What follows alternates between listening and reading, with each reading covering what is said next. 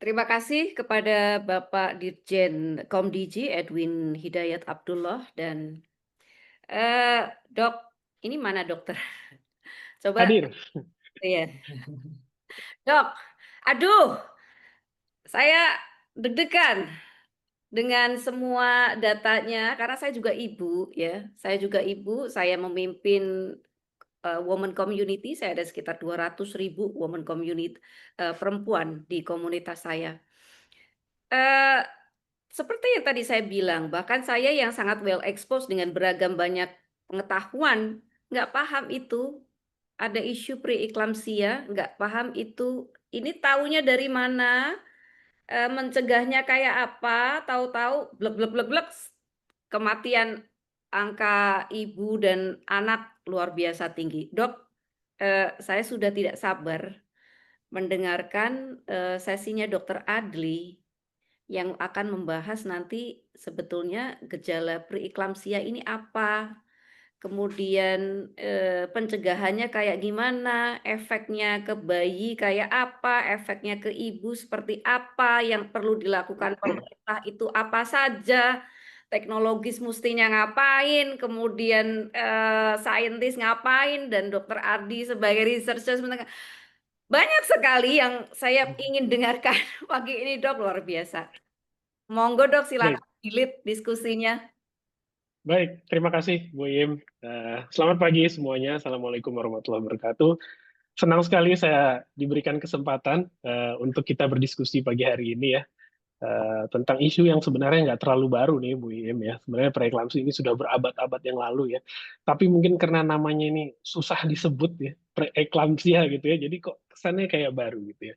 Tapi terlepas dari namanya yang sulit ya, kita perlu mengenal dulu preeklamsia ini sebenarnya adalah kondisi yang dia itu khas unik hanya terjadi pada kehamilan. Gitu ya. Jadi hanya terjadi pada kehamilan dan dia ini ya kita tahu ya kehamilan itu kan sebagian besar dia berakhir dengan yang indah ya, ada bayi yang lahir ya kan, keluarga ada anggota keluarga yang baru, tapi sebagian lagi ya mungkin sekitar 10-20% itu berakhirnya ya kurang kurang bagus ya, ada komplikasi gitu ya. Jadi preeklamsia ini adalah salah satu komplikasi kehamilan gitu ya. Hanya terjadi pada kehamilan dan dia terjadinya di atas 20 minggu usia kehamilan. Gitu, setelah 20 minggu. Nah, apa sih gejalanya preeklamsi? Preeklamsi dimulai itu dari tekanan darah tinggi. Ya. Jadi tidak semua tekanan darah tinggi itu adalah preeklamsi, tapi preeklamsia itu gejala utamanya adalah tekanan darah yang tinggi pada ibu hamil. Biasanya kita bilangnya kalau di atas 140/90 gitu, di atas usia kehamilan 20 minggu. Dan seperti disampaikan Pak Menteri tadi di awal, biasanya ada protein yang positif di urinnya. Tapi bukan hanya itu, dia juga bisa mempengaruhi organ-organ ibu gitu. Makanya ada yang kita kenal dengan istilah eklamsia atau kejang ya pada kondisi preeklamsi itu karena dia mempengaruhi ke area otak misalnya dan juga mempengaruhi organ-organ lainnya. Nanti kita akan diskusi lebih lanjut. Bukan hanya ibunya tapi juga bisa berpengaruh ke janinnya gitu ya. Nah, setelah janinnya juga bisa bermasalah, ya kemudian juga tentu otomatis bayi yang dilahirkan ini juga menjadi berisiko gitu ya. Bisa kecil, prematur dan lain sebagainya. Dan ternyata juga Bu Im, ya dari penelitian-penelitian mungkin sekitar 5-10 tahun terakhir, kita melihat bahwa preeklamsia ini juga berpengaruh pada masa depan kesehatan seorang ibu. Gitu. Mmm, Jadi sekali dia kena preeklamsia pada saat kehamilan, ternyata dia di kemudian hari nantinya pada saat dia udah nggak hamil lagi atau dia sudah tua, dia juga berpotensi untuk misalnya hipertensi, kemudian sakit jantung, stroke dan lain sebagainya. Jadi ini kejadian ini hanya pada saat hamil Bu Im, tapi impact-nya itu bisa ke janinnya, ke anaknya, kemudian sampai bahkan ke masa depan, masa tuanya ibu ini sendiri gitu ya. Dok, Jadi tanya dulu ya, ke iya, Ipung nih. iya, Saya silakan Bu. tadi itu, saya kan sebelum nge-lead webinar ini saya pagi olahraga dulu, lari ya sama temen.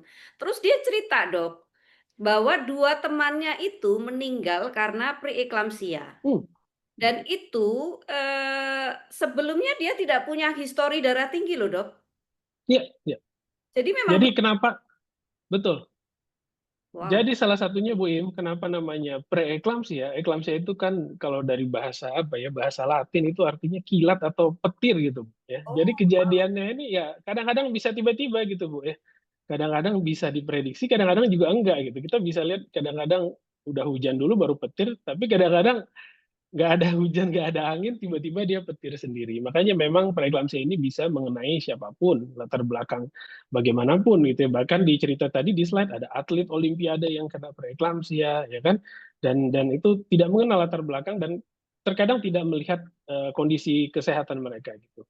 Iya, Nah iya. ini memang nyambung lagi Bu dengan preeklamsia sendiri ini adalah penyakit yang kompleks ya. Dia tidaklah sederhana seperti apa ya? Maksudnya gini, kalau mungkin Ibu Iim pernah dengar apa ya kanker serviks misalnya. Kanker Hmm, serviks itu kita sudah tahu nih bahwa penyebabnya itu virus ya, virus HPV misalnya gitu. Atau misalnya penyakit COVID gitu, penyebabnya ini ya virus SARS-CoV gitu ya. Kalau preeklamsia ini dia kita nggak jelas sih Bu penyakitnya ini penyebabnya apa gitu ya, multifaktor kita sebutnya ya. Bisa faktor genetik, mungkin faktor lifestyle, faktor dia ada obesitas, faktor hipertensi. Kita nggak tahu apa penyebabnya gitu. Sehingga screeningnya ini jadi menantang. Gitu. Ya, tapi hmm, berita baiknya mungkin sekitar 30 tahun terakhir itu para peneliti di dunia itu berusaha meningkatkan akurasi ya, atau ketepatan dari screening preeklamsi ini.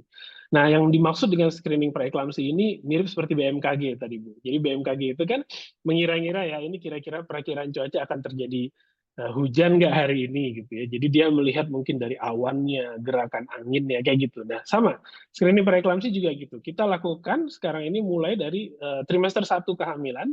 Tadi disampaikan di slide itu mulai dari 11 minggu bahkan sudah mulai bisa di screening gitu. Untuk melihat ke depannya gitu, potensi ke depannya apakah seorang ibu hamil ini punya risiko atau enggak terhadap preeklamsi.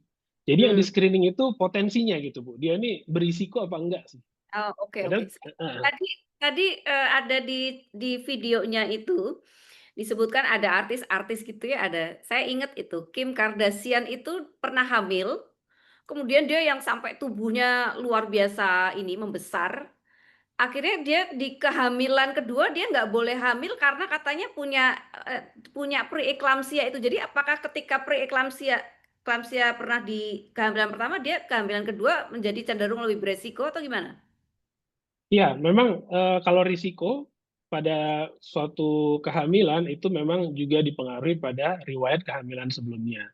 Memang Mmm, betul bahwa itu meningkatkan risiko ya kalau ada riwayat kehamilan sebelumnya dengan preeklamsia. Tapi tentu itu bukan satu-satunya faktor risiko gitu. Artinya belum pasti dia berulang. Kita harus melihat kondisi ibu hamil ini di awal kehamilan secara keseluruhan.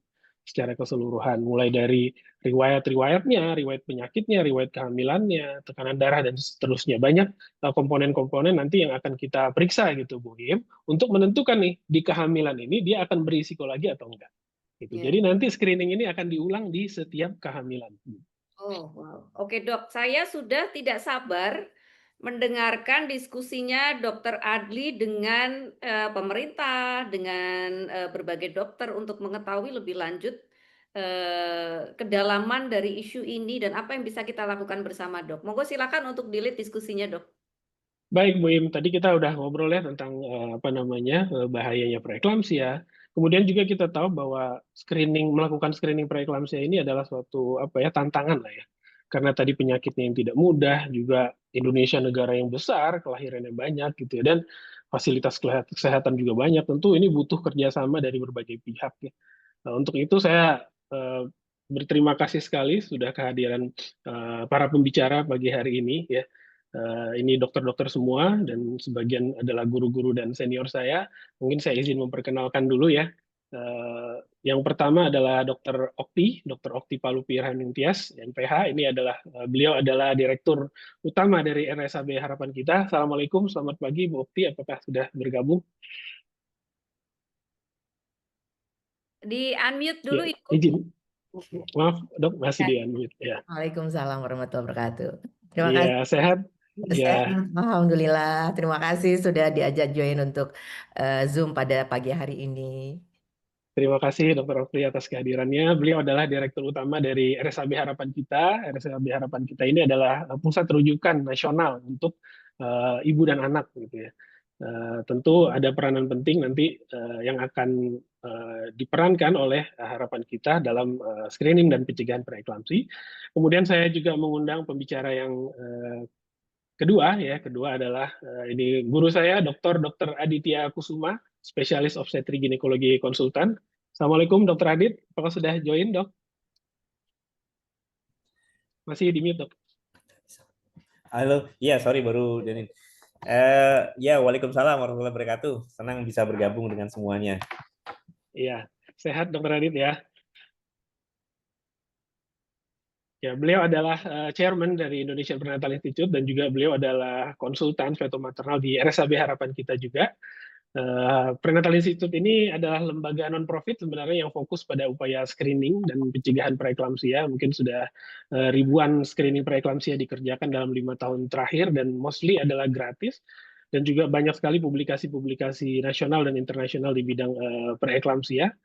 Nanti kita akan berdiskusi dan juga dari sisi anak nih ya. Tadi preeklamsi itu bukan hanya ibu janin tapi juga anak. Ini ada Dr. Novitria Dwinanda, spesialis anak konsultan. Beliau apakah sudah hadir Dr. Novitria? Oh ya. Assalamualaikum, selamat pagi, Dok. Waalaikumsalam, selamat pagi. Terima kasih atas undangannya. Sama-sama dokter, beliau adalah konsultan nutrisi dan penyakit metabolik anak di RSAB Harapan Kita, juga merupakan ketua dari kelompok kerja nutrisi penyakit metabolik di RSAB Harapan Kita, juga ketua Satgas Stunting di Ikatan Dokter Anak Indonesia Banten, dan tim Satgas Stunting di IDAI Jaya. Nanti kita akan berdiskusi apa yang bisa dilakukan dari bidang prenatal untuk kita mencegah stuntingnya. Kemudian yang keempat, narasumber yang keempat adalah Dr. Irwan Pancawayaseno, MKM. Assalamualaikum, selamat pagi, Dr. Irwan. Ya, Waalaikumsalam warahmatullahi wabarakatuh. Selamat pagi, Dr. Adli. Selamat pagi, Dr. Irwan. Ya, beliau adalah ketua tim kerja dari maternal dan neonatal ya di Direktorat Pelayanan Kesehatan Keluarga di Kementerian Kesehatan Republik Indonesia. Oke, untuk tidak memperpanjang waktu lagi, saya akan mulai beberapa pertanyaan. Mungkin sesi ini ada sekitar 40 menit, dokter-dokter sekalian. Mungkin satu narasumber mungkin akan saya berikan pertanyaan dan nanti bisa dijawab. Ada waktu sekitar mungkin 5 menit ya untuk setiap pertanyaan. Mungkin saya mulai dulu dari sisi kehamilan ya dari Dokter Aditya. Kita tadi sudah mendengar bahwa preeklamsi ini ya dampaknya kemana-mana, gitu. Bisa ke ibu, bisa ke janin, bisa ke bayi baru lahir, bahkan sampai ke masa depannya ibu itu, gitu ya. Nah ini mungkin Dokter Adit bisa menjabarkan lagi, dokter, kira-kira apa saja sih dampak preeklamsia itu, baik terhadap ibu maupun terhadap janin. Silakan Dokter Adit. Ya, terima kasih. Ya memang kalau preeklamsia itu pada dasarnya punya konsekuensi jangka pendek dan jangka panjang terhadap ibu dan bayinya, gitu ya. Artinya sebenarnya yang perlu sebelum saya sampai ke sana bahwa yang namanya kehamilan itu sebenarnya adalah suatu trial gitu, suatu ujian gitu, suatu challenge test. Jadi kayak misalnya apakah misalnya gini ada dua wanita ada A dan B gitu. Ketika kelihatannya mereka sebelum hamil tuh sehat-sehat aja gitu. Tapi ketika diberikan suatu challenge test atau suatu ujian gitu ya. Kemudian yang A itu hamilnya baik-baik saja sampai 9 bulan lahir sehat, tapi kemudian yang B diberikan suatu ujian yang namanya kehamilan itu menjadi preeklamsia, prematur, kemudian bayi kecil seperti itu.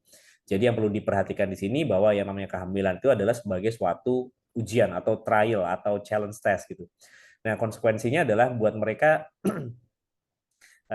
yang apa itu namanya untuk ke ibunya itu konsekuensi jangka pendeknya itu dia bisa misalnya karena preeklamsianya itu bisa kejang tidak sadar kemudian bisa sesak gitu ya kemudian bisa ada gangguan pengentalan darah gitu ya nah ini dan kemudian bisa sampai kepada sesuatu yang tidak dikehendaki oleh semua adalah kematian gitu ya.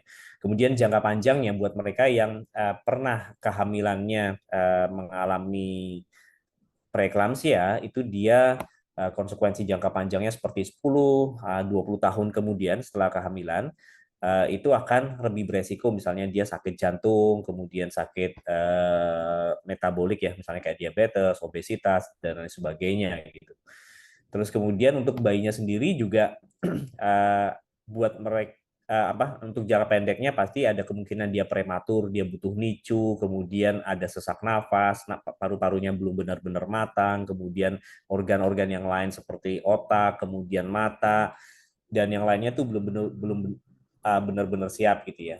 Kemudian buat mereka yang terlahir dari ibunya preeklamsia gitu ya, kelak nanti ketika dia dewasa, ketika dia hamil, itu memang beresiko untuk preeklamsia kembali ya, dan kemudian ada masalah sakit gula, obesitas seperti itu.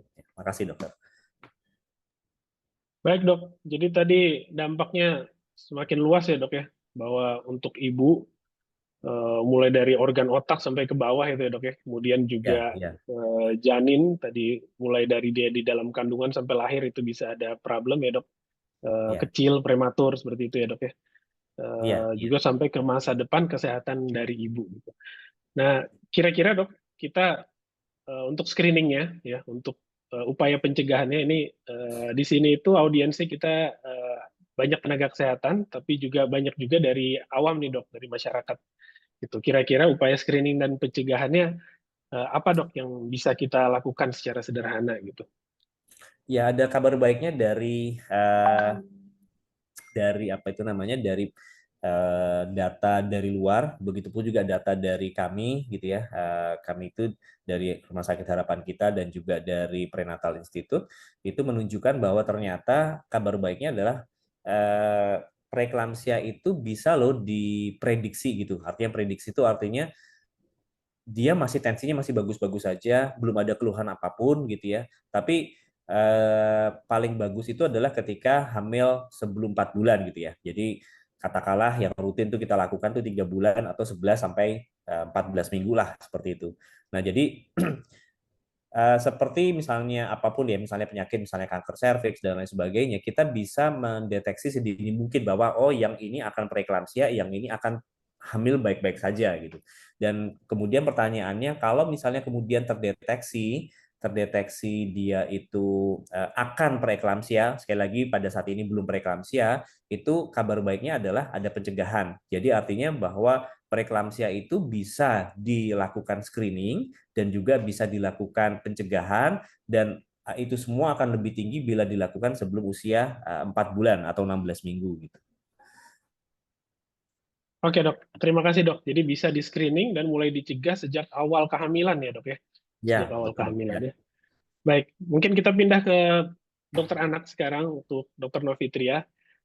Kita tahu nih dok, sekarang apa ya, kita makin mengenal gitu bahwa apa-apa saja yang terjadi pada saat kehamilan ya, atau kesehatan seorang ibu hamil ini nantinya bisa menentukan kesehatan anak ini setelah lahir, bahkan mungkin sampai dia nanti dewasa gitu ya dok ya, dia akan jadi seperti apa, ada penyakit apa gitu. Nah, kira-kira dok, apakah ada hubungan nggak sih dengan antara ya deteksi dini komplikasi-komplikasi kehamilan, misalnya preeklamsia, dengan risiko stunting, yang kita tahu stunting ini sekarang masalah yang besar yang juga sedang diperjuangkan oleh pemerintah gitu. Dan selain hubungannya, bagaimana cara kita mencegah stunting, terutama dari sisi prenatal ini dok, dari sebelum si bayi ini lahir, kira-kira apa yang bisa kita optimalkan? Mungkin itu dulu dok pertanyaan.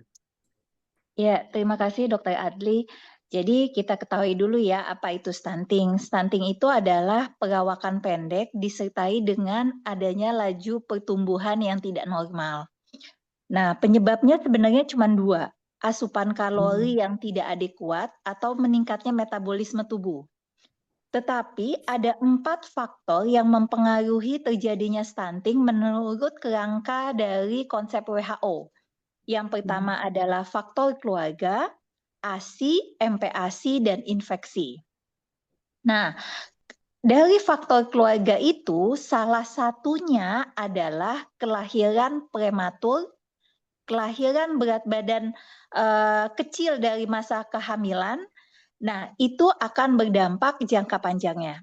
Berdasarkan penelitian di Indonesia sendiri, apabila berat badan apabila anak dengan prematur, dia akan menyumbang kemungkinan terjadinya stunting hingga 20%. Bahkan anak dengan berat badan lahir kurang dari 2,5 itu diprediksikan 6 kali lebih tinggi untuk kemungkinan terjadinya stunting. Kalau panjang lahirnya kurang dari 48 cm, maka ada kemungkinan 5 kalinya untuk menjadi stunting. Nah, oleh karena itu, untuk pencegahannya, jadi tata laksana stunting itu ada 3, Dokter Adli, yaitu pencegahan primer, sekunder, dan tersier. Jadi pencegahan primer yang kita bisa kerjakan adalah mencegah terjadinya kelahiran prematur dan mencegah terjadinya kelahiran berat badan lahir yang kecil, atau yang kita sebut dengan IUGR, intrauterine growth retardasi. Nah, itu yang harus kita cegah dengan apapun penyebabnya. Nah, salah satu penyebab tertinggi kelahiran prematur dan kelahiran berat badan lahir rendah adalah eklamsi. Nah, dengan kita mencegah atau memonitor, melakukan screening terjadinya preeklamsi, maka kita bisa mencegah terjadinya kelahiran prematur, mencegah terjadinya kelahiran IUGR, dan jangka panjangnya kita akan membantu secara tidak langsung menurunkan angka stunting.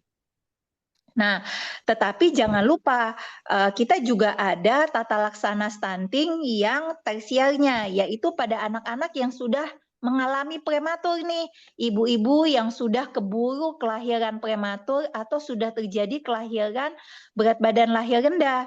Nah, itu yang harus kita jaga sebagai dokter spesialis anak untuk melakukan monitor dan evaluasi kenaikan berat badan karena dia adalah calon untuk terjadinya stunting jangka panjangnya. Oke. Demikian, Dok. Baik, terima kasih Dr. Novi. Jadi ini kita semakin jelas bahwa salah satu faktor risiko dari stunting itu adalah tadi bayi yang lahir kecil dan prematur ya dokter ya. Dan kita tahu bahwa preeklamsia ini adalah tadi salah satu penyumbang terjadinya prematuritas dan juga bayi yang lahir kecil ya.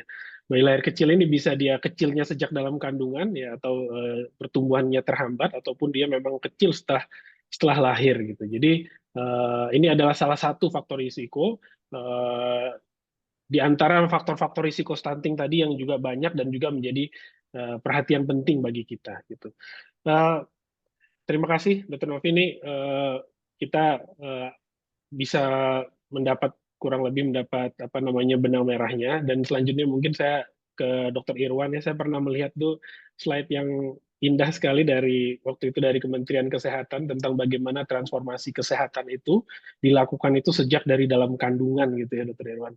Sejak masih janin sudah dipikirkan apa saja sih yang harus dipersiapkan gitu.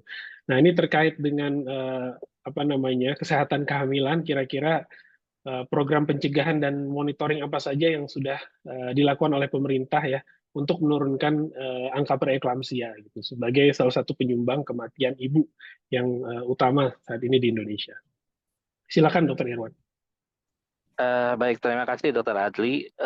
Ya, tadi menarik sekali ya disampaikan oleh dua pembicara sebelumnya bahwa memang salah satu penyulit atau di kehamilan ya ataupun persalinan memang berupa preeklamsi ya pada ibu yang tidak terlepas dari faktor ibunya tadi ya yang ada saat kehamilan bahkan mungkin sebelum kehamilan. Nah ini kalau tadi disampaikan oleh Dr. Adli tadi bagaimana men-screening di saat kehamilan, kami memang sudah bergerak di sebelum kehamilan gitu, di screening layak hamil. Jadi kita tahu faktor risikonya, salah satunya tadi ya, hipertensi merupakan salah satu faktor risiko yang kita screening pada saat sebelum kehamilan. Nah, pada saat kapan? Nah, itu kita programnya di calon pengantin. Jadi nanti ini teman-teman yang ada ketika baru menikah gitu ya, atau mau menikah, itu akan di screening faktor risikonya apa, salah satunya hipertensi tadi gitu. Nah, Kementerian saya memprioritaskan deteksi dan rujukan lebih dini, terutama di sebelum hamil atau saat hamil. Nah, sampaikan tadi juga penyebab kematian terbanyak adalah salah satunya di kehamilan, persalinan, dan nifas. Maka deteksi dan ibu sebelum hamil ini menjadi sangat penting dan juga saat kehamilan. Nah, pada saat kehamilan, deteksi dininya itu melalui pemeriksaan kehamilan yang saat ini 6 kali, Dok. Jadi Bapak dan Ibu, jadi 6 kali. Nah, pada kunjungan pertama inilah kita melakukan yang namanya screening preeklamsi. Nah, kalau Bapak dan Ibu nih, ibu-ibu hamil itu sudah ada tuh di buku KIA, nanti dibaca-baca ya. Screening preeklamsi itu apa saja? Dan salah satunya memang pengukuran dari tekanan darah, ya kalau kita sebut bahasa medisnya itu mean arterial pressure, nanti akan ditemukan. Kemudian ada faktor-faktor risikonya juga sehingga pada saat kunjungan pertama pada pemeriksaan kehamilan, kunjungan pertama itu adalah trimester ketiga, artinya sampai 12 minggu ya, di bawah 12 minggu. Nah, itu bisa ketahuan tuh cepat faktor risikonya gitu. Jadi bisa cepat ditata laksana oleh rekan-rekan dari spesialis obgyn maupun dokter umum maupun atau memang butuh rujukan lebih lanjut. Nah, ini menarik. Jadi mungkin pada kesempatan forum ini adalah screening deteksi dini saat kehamilan juga merupakan hal yang penting di mana memang dilakukan di setiap kunjungan untuk dilakukannya pemeriksaan tekanan darah. Jadi kalau tekanan darah itu wajib, setiap kunjungan pasti diperiksa tekanan darah. Tapi di awal kunjungan pertama kita akan lebih intens lagi untuk screening preeklamsinya. Kemudian yang lainnya adalah memang mungkin menjelang persalinan, ya menjelang persalinan juga kita deteksi. Nah, hal yang menarik di Indonesia ini sejak tahun 2020-2022 ya mungkin ya, ini kita sudah memberlakukan screening pada saat kehamilan itu melalui ada pemeriksaan USG.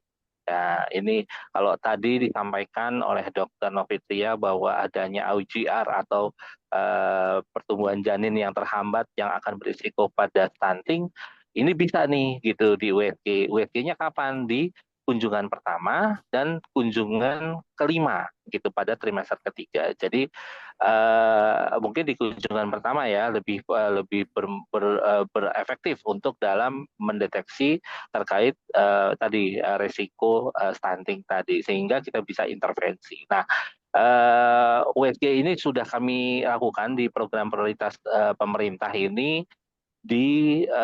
Sudah ada sekitar 9 ribuan puskesmas yang memiliki USG dan dokter terlatihnya gitu. Jadi kenapa cuma baru 9 ribuan ya, karena memang selebihnya ya sekitar kalau itu sekitar 82%, berarti sekitar ya mungkin 15 itu memang puskesmas kita berada di wilayah sulit ya, di TPK yang nggak ada listrik mungkin dan sebagainya. Nah, tentunya kita butuh nih inovasi teknologi yang memang bisa mengcover kalau nggak ada listrik gimana, kalau misalkan akses sulit seperti apa. Nah, ini saya pikir harusnya bisa dijawab nih oleh kita semua ya, warga Indonesia, supaya bisa semua ibu hamil bisa terdeteksi. Mungkin itu saja Dr. Adli dari kami program prioritas pemerintah terkait dengan deteksi dini khususnya preeklamsi. Terima kasih. Baik, terima kasih Dr. Irwan, Bu-ibu sekalian.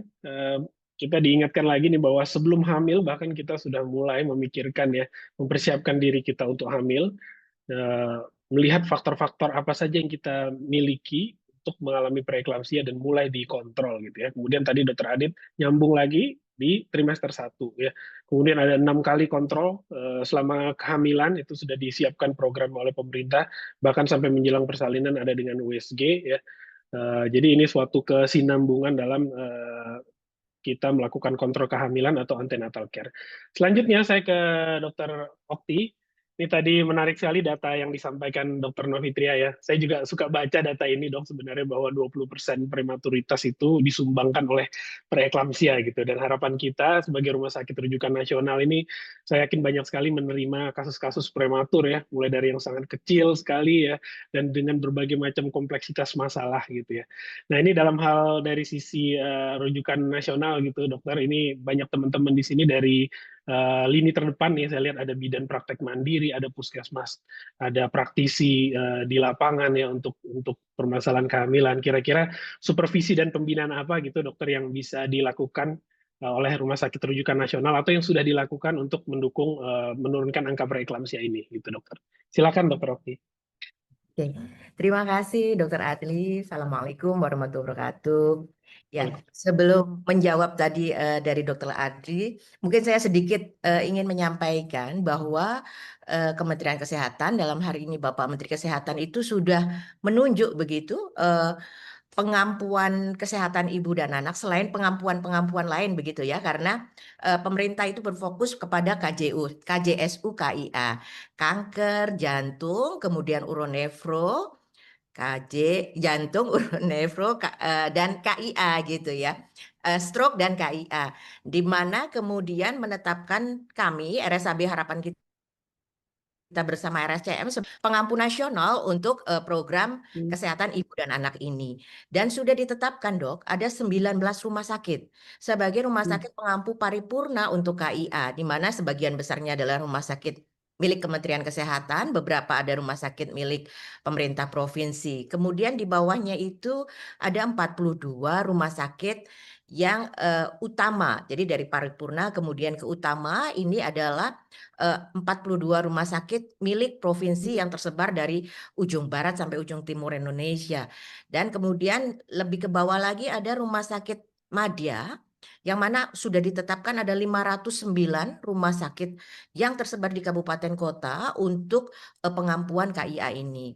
Harapannya tentu dari rumah sakit yang ditunjuk ini kita sudah mempunyai standar sarana prasarana apa yang harus dimiliki, kemudian standar SDM apa yang harus dimiliki, kemudian standar pelayanan apa yang mereka harus minimal bisa melakukan hal tersebut. Nah, dari rumah sakit itu kemudian turun pada level dasar. Di level dasar ini ada puskesmas Ponet maupun puskesmas lain sampai pada level yang paling rendah, di mana stratifikasi ini bukan untuk kemudian mengkotak-kotakan kemampuan rumah sakit atau fasilitas pelayanan kesehatan, namun lebih kepada bagaimana supaya memastikan pelayanan kesehatan khususnya KIA ini dapat merata dan berkualitas sampai ke masyarakat kita dari Sabang sampai Merauke, karena masyarakat kita itu mempunyai hak yang sama saya kira sebagai warga negara Indonesia untuk mendapatkan pelayanan yang baik, yang berkualitas, sehingga akhirnya menurunkan angka kematian ibu dan bayi itu dapat tercapai. Karena kita tahu bersama memang secara target SDGs dan RPJMN, angka kematian ibu dan bayi kita memang on the track gitu, on the right track, tercapai angkanya begitu ya. Namun bila dibandingkan pada level Asia, Indonesia itu masih di level-level bawah gitu. Kita harus catch up lebih supaya kita bisa setidaknya sejajar dengan katakanlah Singapura atau Malaysia atau Thailand, ya kita memang masih jauh ketinggalan. Nah, tadi Pak Menteri itu sudah menyampaikan bahwa tidak mungkin pada masing-masing sektor itu bekerja sendiri-sendiri. Harus ada kolaborasi yang cukup baik, menjadi aksi bersama begitu sehingga kita bisa menanggulangi ini bersama-sama, dan tentunya ini membutuhkan goals yang sama. Nah, tugas kami sebagai pengampu nasional untuk kesehatan ibu dan anak ini memastikan bahwa semua pihak itu bergerak pada goals yang sama tersebut untuk tujuan menurunkan angka kematian ibu dan menurunkan angka kematian bayi ini. Tadi Dokter Adit sudah banyak menyampaikan sebab-sebabnya, Dokter Novi juga begitu ya. Dan tadi Dokter Irwan sudah menyampaikan apa-apa saja yang sudah dilakukan pemerintah.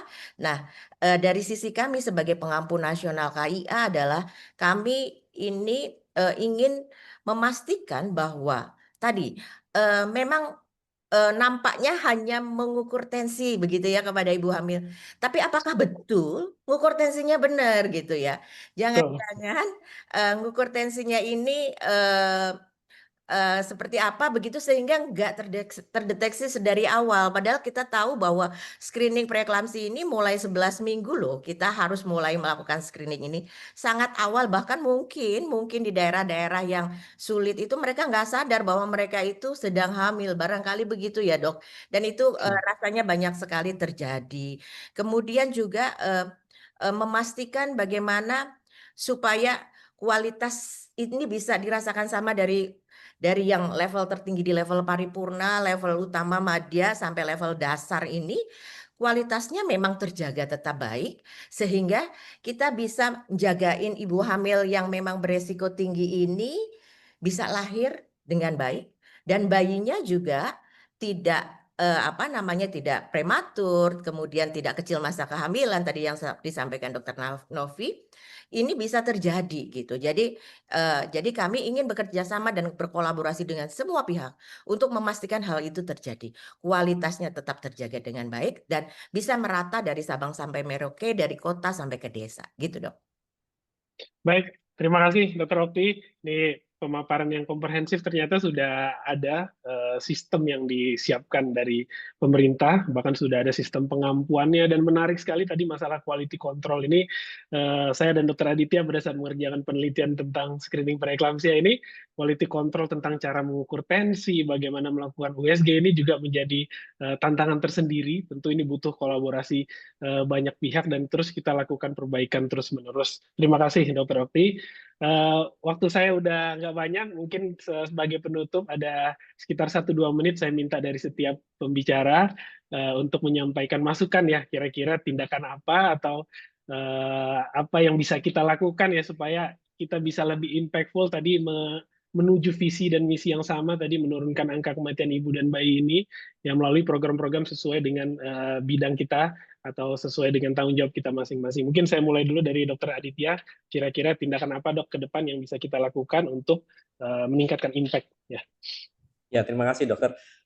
Jadi memang benar tadi seperti yang tadi Dr. Okti juga sampaikan. Jadi memang sekali lagi memang kita perlu menekankan adanya kesadaran dari semua pihak juga termasuk masyarakat.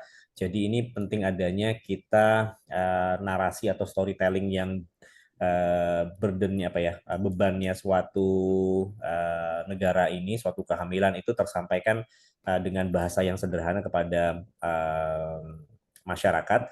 Kemudian yang kedua yang perlu diingat adalah bahwa lakukan screening preeklamsia itu bisa di mana saja, artinya kami di RSAB Harapan Kita dan juga di Prenatal Institute kami sudah melakukan seperti itu, dan juga apa yang kami lakukan ini itu sangat bisa diadaptasi di daerah sekalipun dengan sumber daya yang memang tidak begitu lengkap. Itu saja, terima kasih Dokter. Baik, mungkin selanjutnya Dr. Irwan, silakan Dokter, kira-kira apa masukan untuk kita meningkatkan impact ini ke depan? Baik, terima kasih.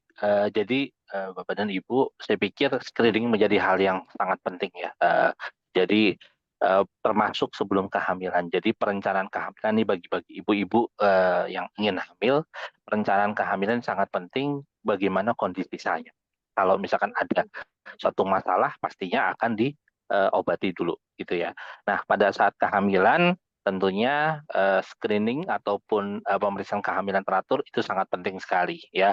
Tenaga kesehatan sebagai garda ke depan jangan harus tetap semangat untuk bisa mengejar teman-teman ibu hamil yang hamil untuk bisa melakukan pemeriksaan kehamilan secara lengkap 6 kali dan dengan standar yang sesuai. Mungkin dengan screening ini saya pikir impact 80% bisa tercapai, tinggal 20%-nya paling tidak di infarto ataupun persalinan. Saya pikir itu menjadi hal yang penting, Dr. Adli dan Bapak dan Ibu sekalian. Terima kasih. Terima kasih Dr. Irwan. Selanjutnya Dr. Novi, silakan Dokter. Ya, jadi penting sekali bahwa kita mencegah terjadinya kelahiran prematur dan mencegah terjadinya kelahiran berat badan lahir rendah untuk jangka panjangnya.